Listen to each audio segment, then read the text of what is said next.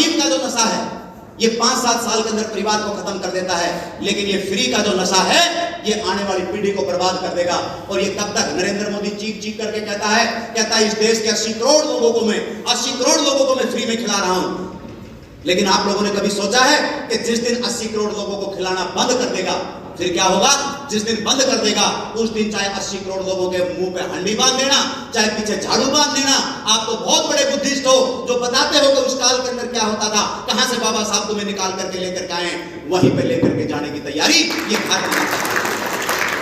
तो बुजुर्गों, मेरे पास एक साथी का फोन आया परसों कि बुजुर्ग जी हमारे कार्यक्रम कर दो। मैंने कहा चीफ गेस्ट कौन है? कि बनवारी लाल है। कि बनवारी लाल? कौन बनवारी लाल? क्या आप जानते नहीं? मैं तो नहीं जानता, लेकिन मैं जानता हूँ। मैंने कहा कौन बनवारी लाल? ये वही बनवारी लाल जो शेड्यूल कास्ट का जो दलाल है, वही बनवारी लाल। तो आप कैसे बोल रहे हो? तो दलाल है ये 17 के 17 दलाल है जो आपकी आवाज को नहीं उठाते। जहाँ जब वो चीज आपके लिए होती है और वो उसको बात को काटा जाता है, आज ये जो सोशल मीडिया लेकर गए बैंक के तरफ से भर्ती कर रहे हैं, आपका कई जगह पर पैसा कर ले जा रहा है, समाज में कोई भर्ती होती है, क्या आप लोगों को नौकरी मिलेगा? नहीं लगेगा, आपका प्राइवेट में नहीं लगेगा। डॉक्टर साहब ने बताया है क्योंकि लालच की राजनीति को खत्म करके और एक स्वाभिमान की राजनीति, एक सच्चाई की राजनीति करने के लिए ही भारतीय कम्युनिस्ट वर्ग पार्टी ने जन्म लिया। साफ करा रहे हैं अरे ये तो अनकॉन्स्टिट्यूशनल है, ये तो असंवैधानिक है। लेकिन भारतीय कम्युनिस्ट वर्ग पार्टी जब सरकार बनाएगी तो जो संविधान कहता है कि सरकारी संस्थान मजबूत होने चाहिए और प्राइवेटाइजेशन मजबूत नहीं होना चाहिए, तो प्राइवेट इंस्टीट्यूशंस के अंदर सरकार की हिस्सेदारी करने का काम भारतीय कम्युनिस्ट वर्ग पार्टी करेगी और समान शिक्षा इस देश और प्रदेश के अंदर लागू करेगी। अब मेरे साथियों को कई बार तकलीफ होती है, मेरे साथी कहेंगे कि ये कैसे हो सकता है? अरे क्यों नहीं हो सकता? ये क्यों नहीं हो सकता? सरकार की कलम के अंदर बहुत ताकत है।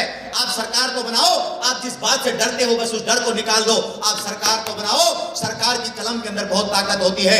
वहां पर तुम्हारा आदमी जाएगा और जाकर के सारे जो आईएएस लोग हैं उनको बुलाएंगे, जितने ब्यूरोक्रेट्स हैं उनको बुलाएंगे, तमाम डाटा एक हफ्ते के अंदर तुम्हारे सामने आ जाएगा। और क्या होगा? अरे 2500 जो चेयरमैन है इस सोनीपत जिले के, उस 2500 में से आधे तो वैसे ही मान जाएंगे। आधे क्यों मान जाएंगे? क्योंकि उनके स्कूल की तो फीस ही पूरी नहीं होती। वो तो माँ बाप के पीछे फीस करके घूमते हैं, उनके आधों की तो फीस ही पूरी नहीं होती। अगर 1000-1200 मालिक बच भी गए तो एक तरफ तो 1000-1200 मालिक होंगे और एक तरफ इस सोनीपत की कई लाख जनता होगी। तो बहुमत जीता है, वो कई लाख जनता के पक्ष में वो फैसला जाएगा। जब आप लोगों को सुबह अखबार पढ़ने को मिलेगा कि अब प्राइवेट स्कूल के अंदर सरकार की हिस्सेदारी हो गई है और जिस स्कूल के अंदर 25,000 रुपया फीस लग रही थी, अब उस स्कूल के अंदर 25,000 रुपया फीस नहीं लगती, तो आप सरकार के साथ खड़े हो जाएंगे। तो ऐसी पॉलिसी सरकार लेकर के आएगी। इन प्राइवेटाइजेशन के खिलाफ भारतीय कम्युनिस्ट वर्ग पार्टी लड़ रही है। उस संविधान को मजबूत करने के लिए भारतीय कम्युनिस्ट वर्ग पार्टी लड़ रही है। अब कई बार हमारे साथी कहते हैं कि बड़े चेहरे के साथ में लग जाओ, बड़े चेहरे के साथ में लग जाओ। कौन सा बड़ा चेहरा? कौन सा बड़ा चेहरा? मैं बार बार आप लोगों को कहता हूं कि जितनी भी इस देश और प्रदेश के अंदर पार्टियां हैं वो तमाम पार्टियां अमीरों की पार्टियां हैं। वो तमाम पार्टियां अमीरों की पार्टियां हैं क्योंकि उन पार्टियों को चलाने वाले लोग अमीर हैं, इसीलिए वो बड़े चेहरे हैं, इसीलिए वो बड़े चेहरे हैं।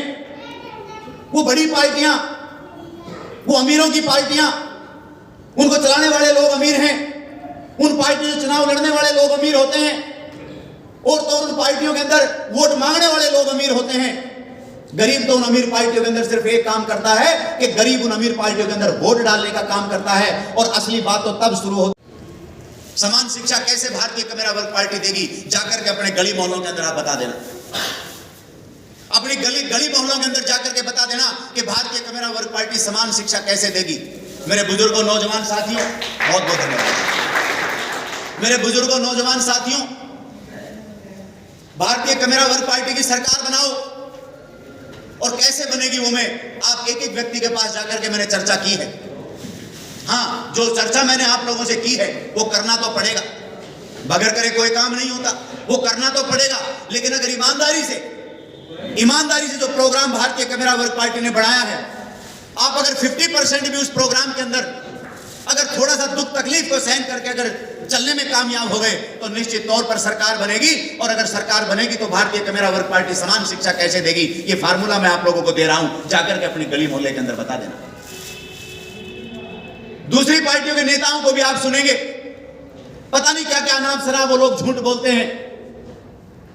एक भी बात को वो तर्क के आधार पर कभी भी कसौटी के ऊपर खड़े नहीं उतरते, किसी बात का कोई फॉर्मूला नहीं बताते कि बात हम कैसे करेंगे। भारतीय कमेरा वर्ग पार्टी की जब सरकार बनेगी और शिक्षा मंत्री जब भारतीय कमेरा वर्ग पार्टी का बनेगा, तो शिक्षा मंत्री एक चिट्ठी वहां से चंडीगढ़ से लिखेगा। इस 22 के 22 जिलों के तमाम जो डीसी हैं उनके पास में वो चिट्ठी आएंगी और उस चिट्ठी के अंदर लिखा होगा कि जिला वाइज आप लोगों ने मीटिंग करनी है और हम उस मीटिंग के अंदर चल करके आएंगे। और मीटिंग किनकी करनी है कि जितने भी प्राइवेट स्कूल, प्राइवेट यूनिवर्सिटी और प्राइवेट कॉलेज हैं उनके मालिकों को आप लोगों ने इकट्ठा करना है।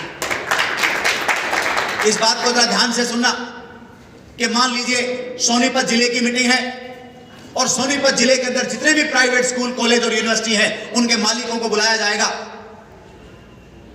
और जो चिट्ठी शिक्षा मंत्री की जो आएगी उस चिट्ठी के अंदर स्पेशल लिखा होगा कि स्कूल का प्रिंसिपल नहीं आएगा, प्राइवेट स्कूल का प्रिंसिपल नहीं आएगा, प्राइवेट स्कूल का मालिक आएगा, चेयरमैन को आना जरूरी है। मान लीजिए कि भारतीय कमेरा वर्ग पार्टी का शिक्षा मंत्री मंच पे बैठा है और तमाम स्कूलों के चेयरमैन सामने बैठे हैं। मैंने गिनती करवाई, आप लोग भी गिनती कर लेना। इस सोनीपत जिले के अंदर चाहे वो ग्रामीण क्षेत्र हो चाहे शहर हो, 2 से 2.5 हजार प्राइवेट स्कूल, कॉलेज और यूनिवर्सिटी हैं। 2 से 2.5 हजार प्राइवेट स्कूल, कॉलेज और यूनिवर्सिटी हैं। गांव कितने हैं तुम कैलकुलेट कर लेना। एक गांव के अंदर अगर हम 3 प्राइवेट स्कूलों की एवरेज लगाते हैं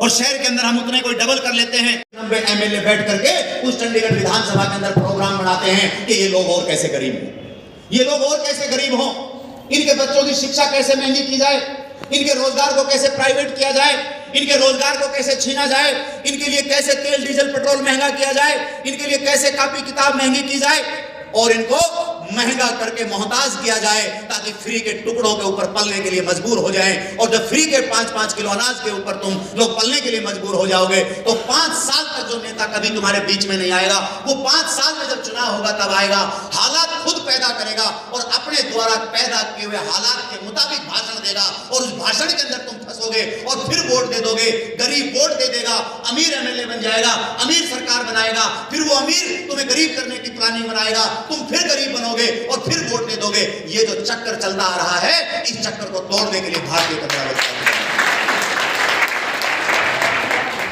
इस चक्कर को तोड़ने के लिए भारतीय कमेरा वर्ग पार्टी का गठन हुआ है। और मैं कहता हूं मंचों पे जाकर के कि भारतीय कमेरा वर्ग पार्टी किसी जाति विशेष की पार्टी नहीं है, किसी जाति विशेष की पार्टी नहीं है। आज हमारी राष्ट्रीय अध्यक्ष आदरणीय पुष्पा जांगीड़ बहन जी, वो एक बहुत बड़ी मीटिंग के अंदर आप लोगों को कल बहुत बड़ी खुशखबरी आ सकती है कि पार्टी के अंदर कुछ और सामाजिक मजबूत लोग भारतीय कमेरा वर्ग पार्टी को ज्वाइन करेंगे। महिलाओं का कार्यक्रम है, आज बहन जी वहां पर अपना कार्यक्रम करेंगे। हम कहते हैं कि ब्राह्मण, अभी मेरे पास फोन आ रहा था, मैं रास्ते में था, कहता है डॉक्टर साहब वो 11 तारीख को कार्यक्रम हो रहा है महम चौबीसी के चबूतरे पे। तो मैंने कहा कि महम चौबीसी के चबूतरे पे तो हम नहीं जा रहे हैं क्योंकि 11 तारीख को मेरा कार्यक्रम है, लेकिन महम चौबीसी के चबूतरे पे 7 मई को हमारा कार्यक्रम है। 7 मई को भारतीय कमेरा वर्ग पार्टी महम चौबीसी के चबूतरे पर अपना कार्यक्रम करेगी और वहां पर हजारों लोगों को जोड़ करके वहां पर पार्टी की नीतियों के बारे में बताने का काम करेगी।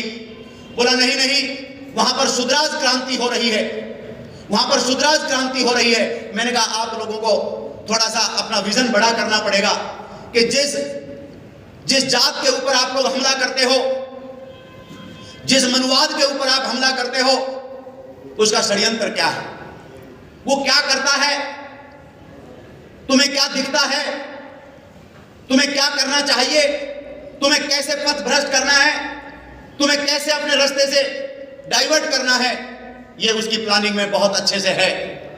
ये कहता है हमारे कुछ नेताओं को आरएसएस कहती है फ्री में कितना बजट जा रहा है, 70,000 करोड़ रुपया जा रहा है। 70,000 करोड़ रुपया फ्री में बांटने में लग रहा है, जिससे आदमी कमजोर हो रहा है, जिससे देश कमजोर हो रहा है, जिससे इस देश की आने वाली पीढ़ी कमजोर हो रही है।